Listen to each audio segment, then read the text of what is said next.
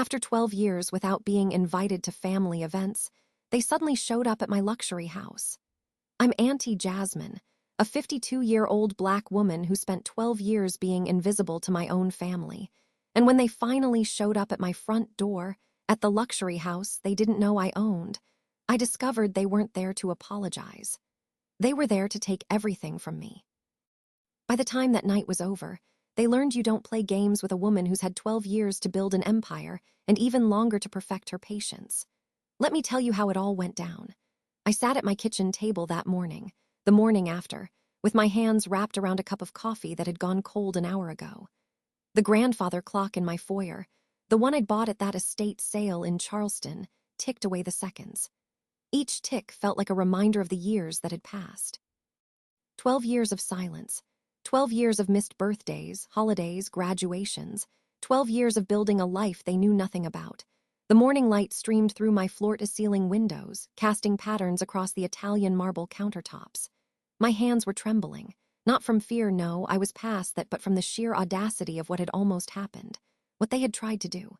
Had I been such a fool? I whispered to myself, staring at the evidence spread across my kitchen island. Bank statements, legal documents, text messages printed out in black and white, a USB drive containing recordings that would destroy them. My throat felt tight. The room seemed to spin slightly, even though I was sitting perfectly still. I'd spent the last 3 weeks uncovering the truth, and now, in the quiet of my home, my beautiful home that I'd built from nothing, I could finally process it all.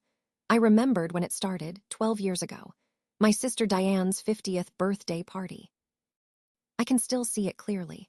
The community center decorated with gold and burgundy balloons, tables laden with food, family members I'd known my whole life laughing and dancing. And me? I found out about it on Facebook 3 days after it happened. I'd called Diane immediately. "Di, I saw pictures from your party. I didn't know you were having one." The pause on the other end lasted too long. "Oh, Jasmine, it was just a small thing. Last minute, you know how it is." But it wasn't small. 75 people had been there, including my brother Marcus, my cousins, my Aunt Dorothy, even my grown children Kendra and James, everyone except me. "Why wasn't I invited?" I'd asked, trying to keep my voice steady. "Like I said, it was last minute, plus you're always so busy with work, we didn't want to bother you." That was the first lie, the first of many. After that, it became a pattern. Christmas dinners I wasn't told about, Easter brunches, 4th of July barbecues, family reunions, my nephew's wedding, my cousin's baby shower. I'd see the photos later, always later, posted on social media with captions about family and blessed and love. And there I was, scrolling through them alone in my apartment, wondering what I'd done wrong. I'd tried everything. I'd called Diane Marcus, my Aunt Dorothy. "Hey, what's everyone doing for Thanksgiving?" I'd ask casually, hoping for an invitation. "Oh, just a quiet thing at home," they'd say. Then I'd see pictures of 20 people gathered around a table that definitely wasn't quiet. I'd show up at Marcus's house unannounced once, hoping to reconnect. He'd answered the door but didn't invite me in. "Hey, sis, this isn't really a good time. I'll call you, okay?" He never did. My own children, my babies that I'd raised by myself after their father died, they started making excuses too. Kendra would say she was busy with work. James claimed his wife's family needed them. But I knew. I knew they were going to these family gatherings without me. For 12 years, I cried myself to sleep wondering what I'd done. Had I been too successful? Too independent?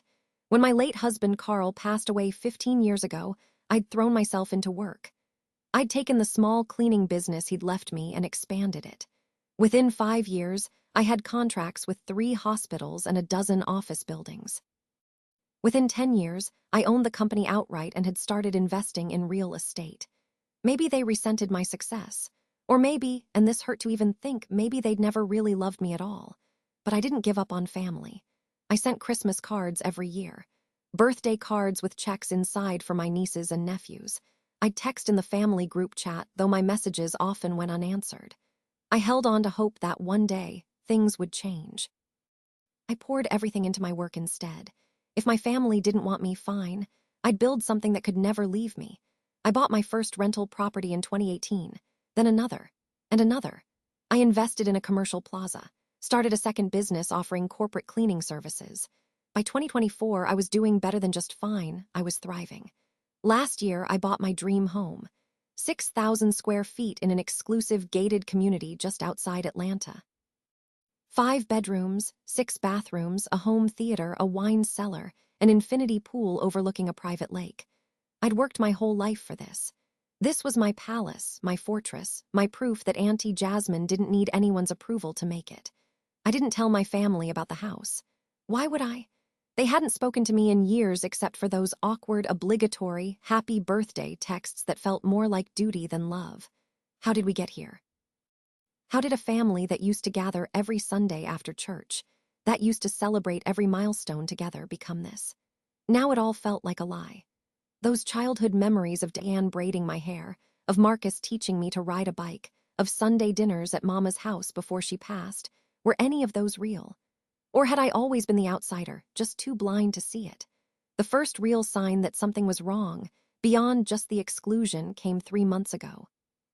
It was a Tuesday afternoon, and I was reviewing contracts in my home office when my phone rang. Unknown number. I almost didn't answer. "Hello? Is this Jasmine Thornton?" A man's voice, professional. "Yes, this is she. Who's calling?" "My name is Robert Chen. I'm an estate attorney. I'm calling regarding your late mother's estate." I sat up straighter. My mother passed away 11 years ago. Her estate was settled then. "Yes, ma'am, I'm aware. However, I'm handling the estate of Dorothy Hayes, who passed away last month. She left some information that pertains to you, Aunt Dorothy. She died a month ago, and I only knew because I'd seen it on Facebook. There'd been a funeral, a big one, from the photos, and once again, I hadn't been invited. What information? My heart was pounding. I'd prefer to discuss this in person. Can you come to my office? 2 days later, I sat across from Mr. Chen in his downtown office. He slid a manila envelope across his desk. "Your aunt left this for you with specific instructions that it only be given to you after her death." My hands shook as I opened it. Inside was a letter in Aunt Dorothy's handwriting, written in the shaky script of someone very ill. "Dear Jasmine, if you're reading this, I'm gone. I need to tell you the truth because I can't face Jesus with this on my conscience. Your family has been lying to you. 12 years ago, after your cleaning business started making real money, Diane got jealous. She convinced Marcus and everyone else that you thought you were better than them. She said you were showing off, that you'd changed. But that wasn't the real reason. Diane found out about your mother's life insurance policy, the one nobody knew about except me and your mama. $500,000. Your mama had it changed before she died to leave it all to you. She was worried about you being alone after Carl passed. She made me promise not to tell anyone until you were ready to use it. Diane found the documents when we were clearing out your mama's house. She was furious, said it wasn't fair that you got everything. I told her it was your mama's choice, but Diane, she has a way of twisting people. She convinced everyone that you'd manipulated your mama, that you didn't deserve it. That's when they decided to cut you out. It was punishment, Jasmine, for getting what they thought should have been shared. But there's more. Last year I got sick. Cancer. I'm dying, baby, and I needed to get my affairs in order. That's when I found out that Diane's been planning something. She's trying to contest your mama's will. She found a lawyer who says he can prove your mama wasn't of sound mind when she changed the beneficiary. Diane's convinced Marcus and Kendra to join the lawsuit. They're going after everything you got from your mama's estate. They've been building a case for over a year. I'm so sorry, baby. I should have told you sooner, but I was scared. Diane said she'd make sure I never saw the family again if I said anything. I know that's no excuse. The life insurance money came from a policy with Pinnacle Life Insurance. They have your mama's medical records that prove she was completely healthy and clear-minded when she made the change. I've included copies of everything in this envelope. Protect yourself, Jasmine. Don't let them take what's yours. I love you. I always have. I was just too weak to show it when it mattered. Aunt Dorothy, I sat there in that lawyer's office, reading the letter 3 times. My blood ran cold. The room started spinning. Everything I'd wondered about for 12 years suddenly made horrible, perfect sense. They hadn't excluded me because I'd changed.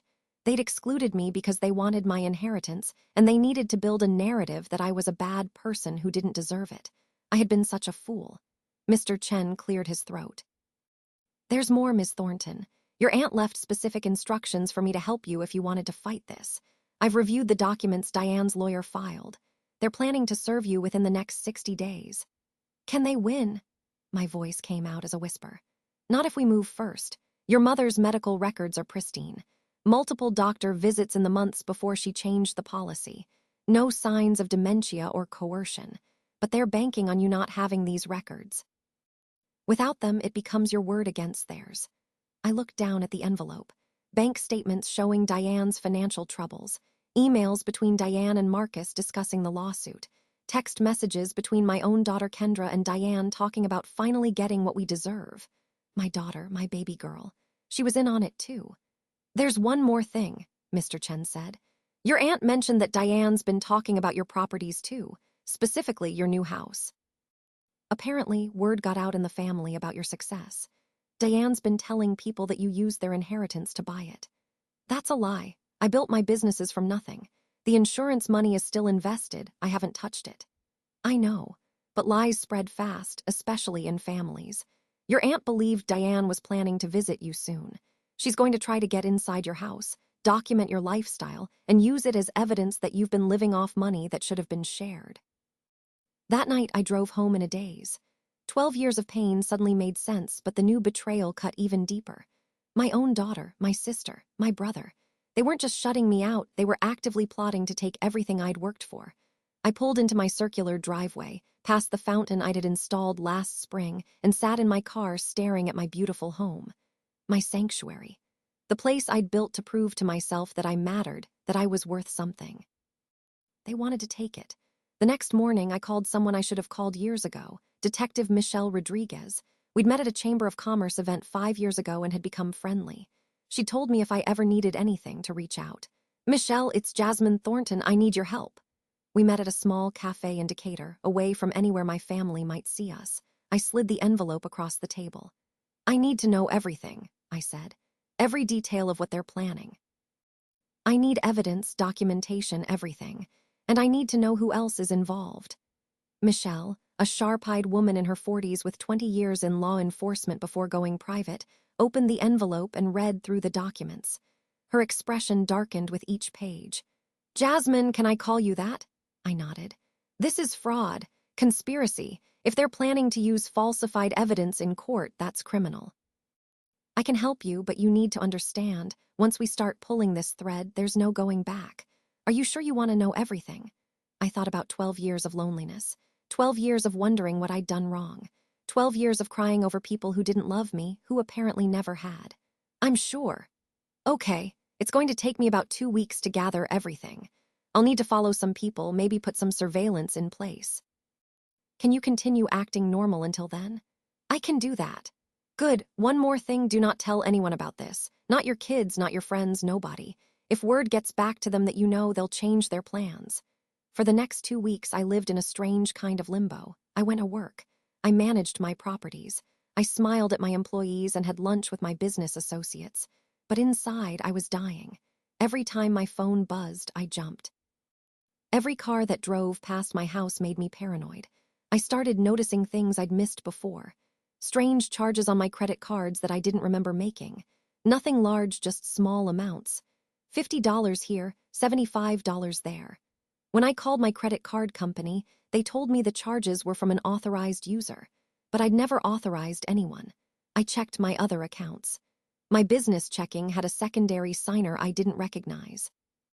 My investment accounts had been accessed from an IP address in Chicago where Diane lived. Someone had been stealing from me. Slowly, carefully, probably for years.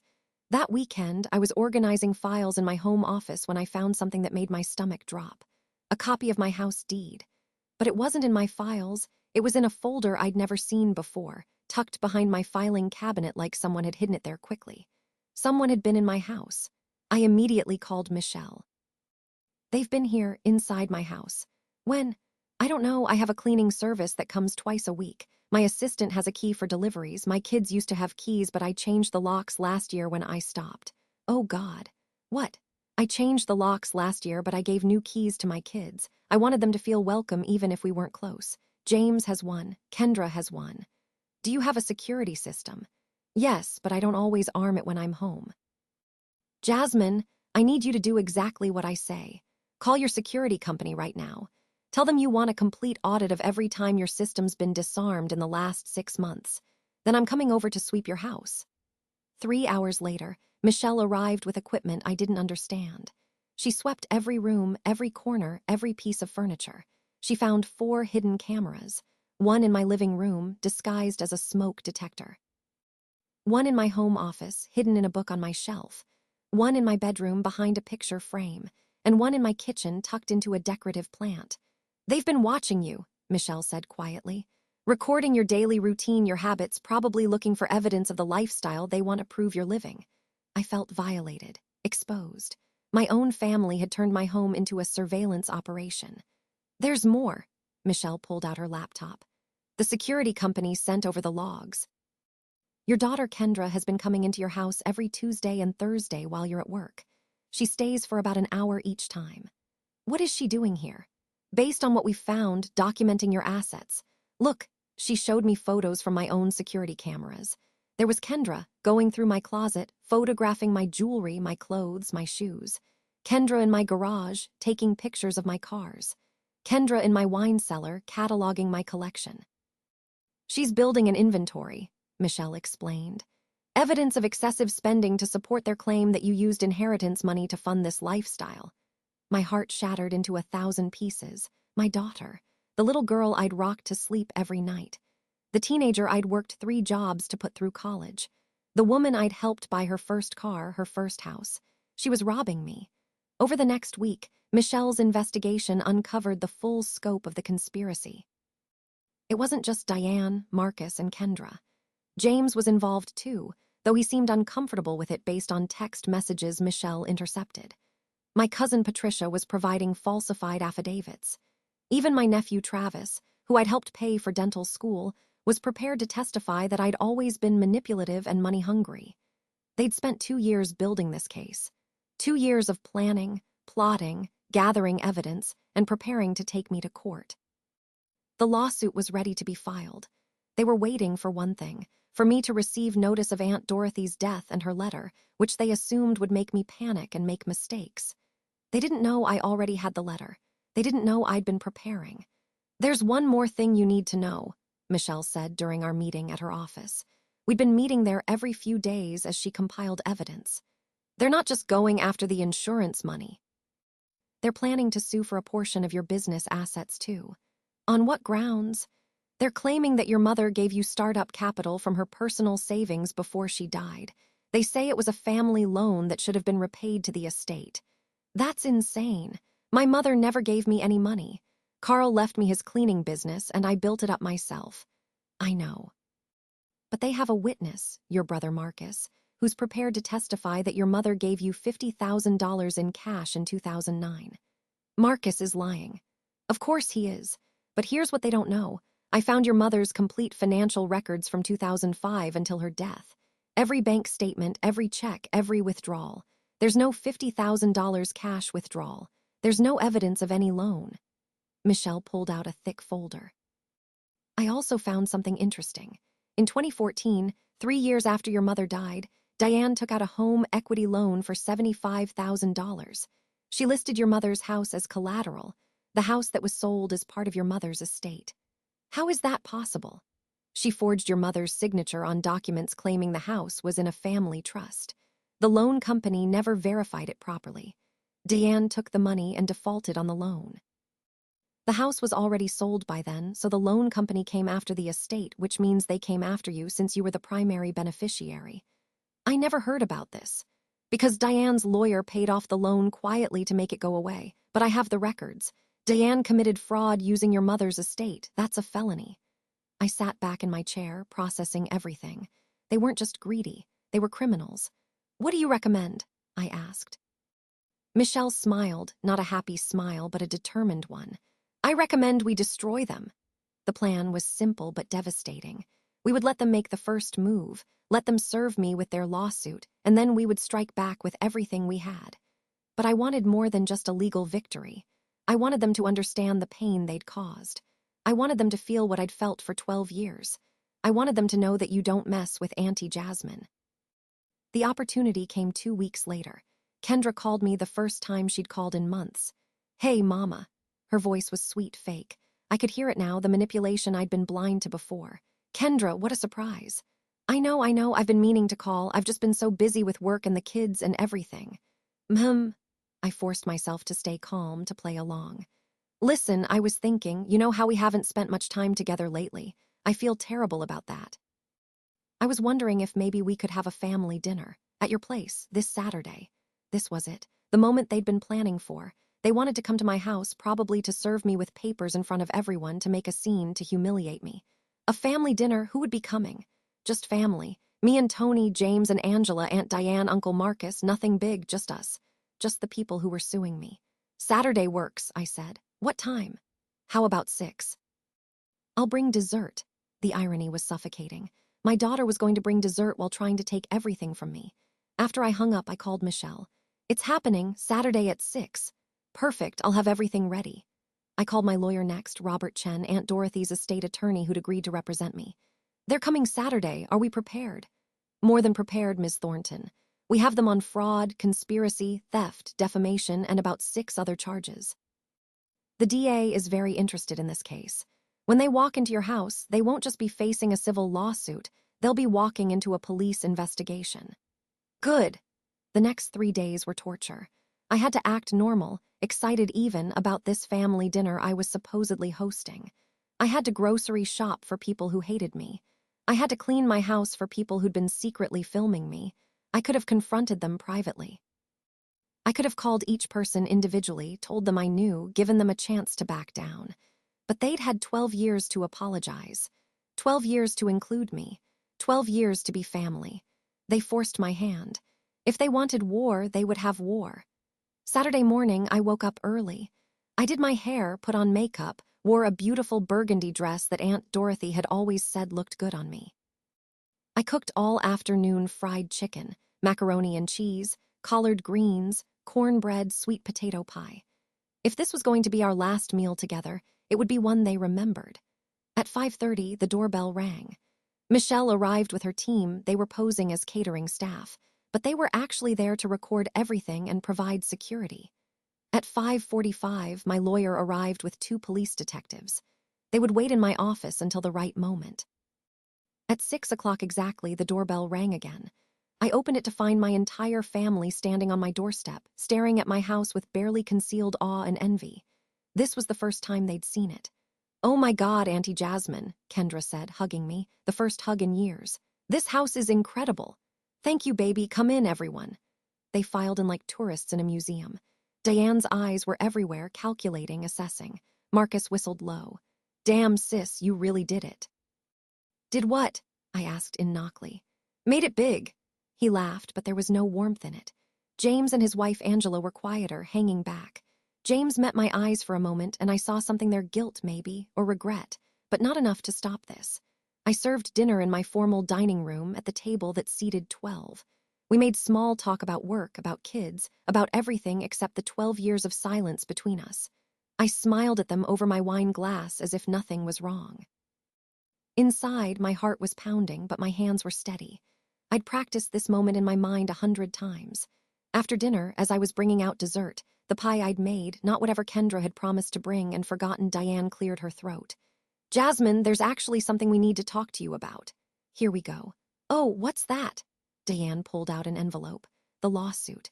This is difficult, but we feel like there's been some unfairness in how Mama's estate was handled." I set down the pie. "Unfairness? The life insurance money," Marcus chimed in. "It should have been split among all of us. It wasn't right that you got everything." "I see." I sat down slowly. "And you felt this way for how long?" "Since Mama died," Diane said. "We just didn't want to make waves at first, but it's been eating at us." "Eating at you for 12 years, I said flatly. "Is that why you stopped inviting me to family events?" Kendra shifted uncomfortably. "Mama, that's not— Don't lie to me, Kendra." My voice was sharp now, and she flinched. "I know everything." The room went silent. Diane recovered first. "Know what?"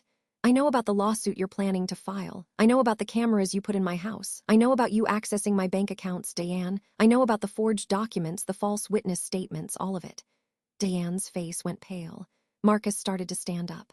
"Now wait, just a— Sit down, Marcus." My voice was ice cold. "We're not done." I pulled out my phone and set it on the table. "Before we continue, I want to play something for you." I hit play. It was a recording from one of the cameras they'd installed in my house, the one in my living room. But instead of footage of me, it was footage of them. Kendra's voice came through clearly. The jewelry in her bedroom is probably worth 50 grand alone. We can argue she bought it with our grandmother's money. Diane's voice. Get pictures of everything. The cars, the wine, the furniture. We need to show the judge she's been living like a queen while we've struggled. Marcus, I still don't know about this. She's our sister. Diane, she stopped being our sister when she stole our inheritance. I let it play for 30 seconds before turning it off. Their faces were a mix of shock and horror. You want to know what's ironic? I said, standing up. I never touched Mama's life insurance money, not one penny. It's been sitting in an investment account for 12 years. Every dollar I have, I earned myself. This house, these cars, my business, I built all of that. Me, alone, while you were plotting to take it. Jasmine, please, Diane started. No, you don't get to talk now. You had 12 years to talk to me. 12 years to be family. Instead, you excluded me, lied about me, and plotted against me. My own daughter, I looked at Kendra, who was crying now, came into my home and documented my life like I was a criminal. Mama, I'm sorry. I laughed, but there was no humor in it. You're sorry. You helped them put cameras in my bedroom, Kendra. You stole from my accounts. You were planning to testify against me in court. James stood up. I didn't want this. I told them it was wrong. But you went along with it anyway, I said. You all did. Every single one of you chose money over family. That's when my lawyer walked in from the office, followed by the two detectives. Good evening, everyone, Robert Chen said. I'm Robert Chen, Miss Thornton's attorney, and these are Detectives Williams and Foster from the Fraud Division. We have some questions for you. The room erupted. Diane tried to leave, but Detective Williams blocked the doorway. Ms. Hayes, you're not free to go. We have evidence of wire fraud, identity theft, and conspiracy. This is ridiculous, Diane shouted. You can't prove anything. Actually, I said calmly, we can prove everything. See, while you were busy filming me, I was busy building a case against you. Every fraudulent charge you made, every time you accessed my accounts, every forged document, every lie you planned to tell in court, I have it all. I looked at my lawyer. Robert, would you like to explain what's going to happen now? He opened his briefcase and began pulling out documents. Diane Hayes, you're facing charges of identity theft, wire fraud, and conspiracy to commit fraud. That's 10 to 20 years in federal prison. Marcus Thornton, you're being charged as an accessory for providing false statements. Kendra Morrison, you're facing charges of conspiracy and breaking and entering. James Morrison, we're still investigating your level of involvement. No. Kendra was sobbing now. Mama, please, I'm sorry. I'll make it right. Please don't do this. I looked at my daughter, my baby girl who'd betrayed me, and felt nothing but disappointment. You're my daughter, Kendra. I would have given you anything. All you had to do was ask, but you chose this. We can make a deal, right? Marcus was looking between the detectives and the lawyers. We'll drop the lawsuit, give back the money we took. It's too late for deals, Detective Foster said. You committed federal crimes. This is beyond civil court now. Diane lunged at me then, her face twisted with rage. This is all your fault. You always thought you were better than us. You and your fancy house and your successful business. You didn't deserve that money. You're right about one thing, I said, stepping back as the detectives restrained her. I didn't deserve it. Not the money. I deserved a family. I deserved people who loved me. But you know what? I'm better off without you. As they were led out in handcuffs, Diane screaming, Kendra sobbing, Marcus silent, I stood in my foyer and watched. Michelle stood beside me. You okay? She asked quietly. I will be. James was the last to leave. He paused at the door. Auntie J, he said softly, for what it's worth, I really am sorry. But not sorry enough to stop them, I replied. He nodded, ashamed, and left. The house was quiet after they all left. The dinner table still had half-eaten plates of food. The sweet potato pie sat untouched. I looked around at my beautiful home, my sanctuary, and realized something. I was finally free. The legal proceedings took 6 months. Diane pleaded guilty to avoid trial and got 8 years. Marcus got probation and community service for his lesser role. Kendra fought the charges at first, but eventually took a plea deal, 3 years of probation, a felony on her record, and mandatory restitution of the $15,000 she'd stolen from my accounts. My lawyer filed civil suits against all of them for the attempted fraud. The courts ordered them to pay damages and legal fees. They lost their homes, their savings, everything they'd been so desperate to take from me. The day the judgments came through, I sat in my lawyer's office reviewing the final documents. They're destroyed, Robert said. Financially, legally, socially. Everyone knows what they tried to do. Good, I said, but I felt no joy in it. Just a deep, weary sadness for what could have been. In the months that followed, I threw myself into my businesses. I expanded my cleaning company to 3 more cities. I bought another commercial property. I started a foundation to help single mothers build their own businesses, something I wish I'd had when I was starting out. Life went on. I made new friends, real friends who valued me for who I was. I traveled Paris, Tokyo, the Maldives, places I'd always wanted to see. I dated a bit, though nothing serious. At 52, I was learning to be okay with being alone. Or not alone, really, just selective about who I let into my life. I heard through the grapevine that Diane got out of prison early for good behavior. She's working at a dollar store and living in a studio apartment. Marcus lost his job and his house. He's living with his oldest son now, who apparently still speaks to him. Kendra and Tony divorced. He couldn't handle the shame of what she'd done. She moved to another state to escape the gossip. James is the only one who's tried to reach out. He sends emails every few months, apologizing, explaining, asking for forgiveness. I haven't responded yet. Maybe I will someday. Or maybe some betrayals are too deep to heal. The funny thing is, I sometimes think about them. Not with anger anymore, but with something like pity. They had a family member who loved them, who would have shared everything if they'd just asked. But greed made them stupid, and cruelty made them careless.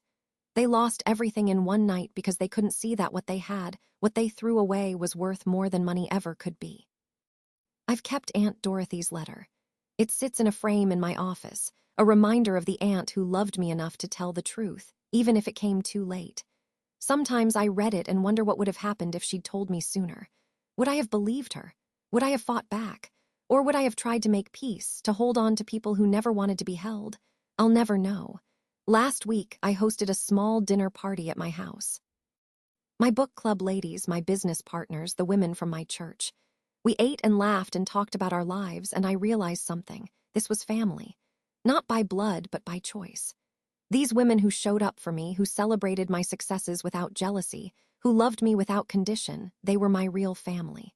As we sat around my dinner table, the same table where the betrayal had unfolded a year ago, I felt a sense of peace I hadn't felt in years. Maybe ever. One of my friends, Patricia, not my cousin, a different Patricia, a good Patricia, raised her glass. "A toast," she said, "to Auntie Jasmine, who built an empire and didn't let anyone tear it down." "To Auntie Jasmine," they echoed. I smiled, tears in my eyes, and raised my own glass. "To family," I said, "the one we choose." Looking back now, I realized that the 12 years of exclusion weren't punishment, they were preparation. They taught me to stand on my own. They forced me to build something that couldn't be taken away by people who didn't value me. They showed me that blood doesn't make family. Love and loyalty do. Some people say I was too harsh, that I should have forgiven them, given them another chance, let bygones be bygones. Those people don't understand what it's like to be betrayed by the people who were supposed to love you most. They don't know what it feels like to spend 12 years wondering what you did wrong, only to discover that you were right all along. They never loved you at all. I don't regret what I did. I protected myself and everything I'd built. I made sure they couldn't hurt anyone else the way they hurt me. That's not revenge, that's justice. Today, I'm living my best life. My businesses are thriving. My house is my sanctuary. I'm surrounded by people who genuinely care about me. I travel, I laugh, I enjoy every moment of the life I've built. And if my old family ever comes around again, well, they know where to find me. In my luxury house, living my luxury life, being the luxury version of myself that I always was, they just couldn't see it through their greed. I'm Auntie Jasmine. I built an empire. I survived betrayal. I found my real family. And I'm never looking back. The clock in my foyer chimes. It's evening now, and I'm getting ready for a charity gala at the country club. I slip on the diamond earrings I bought for myself with my own money, money I earned, and look at myself in the mirror. I see a strong black woman who refused to be broken, a woman who turned pain into power, a woman who knows her worth and won't settle for less. I see me. Finally, completely, undeniably me, and I smile. Because while they were trying to take everything from me, they gave me something far more valuable. They gave me myself back. I grab my purse and head out the door. As I drive away from my beautiful house, past the fountain and the perfectly manicured lawn, I think about all the years I spent trying to be good enough for people who would never appreciate me. Never again.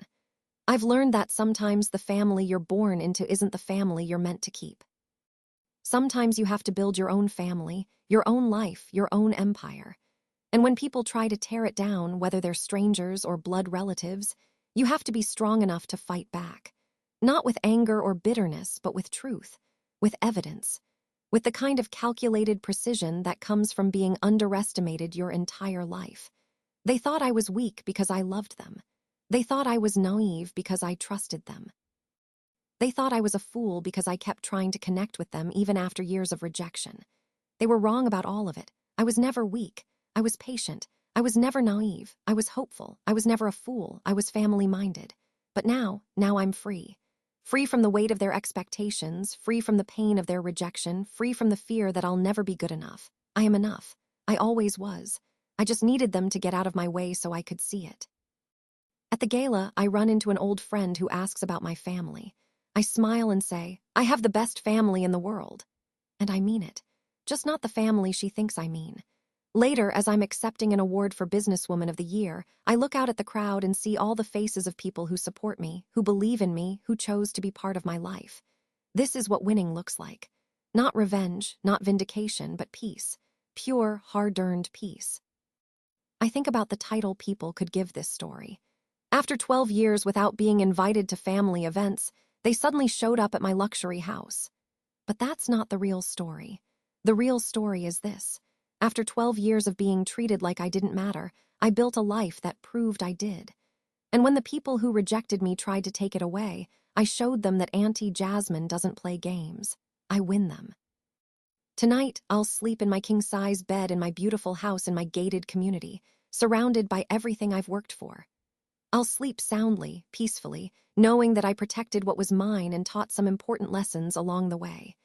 The most important lesson: never underestimate a Black woman who's been quiet for too long.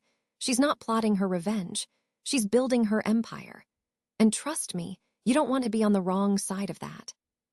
So here's my advice to anyone who's reading this, anyone who's been excluded or betrayed or underestimated. Don't let them break you. Don't let their cruelty make you cruel. But also, don't let them get away with it. Build your life. Protect your peace. Stand your ground. And if they come for what you've built, make sure you're ready. I was ready. And I won, not because I'm perfect, but because I'm strong.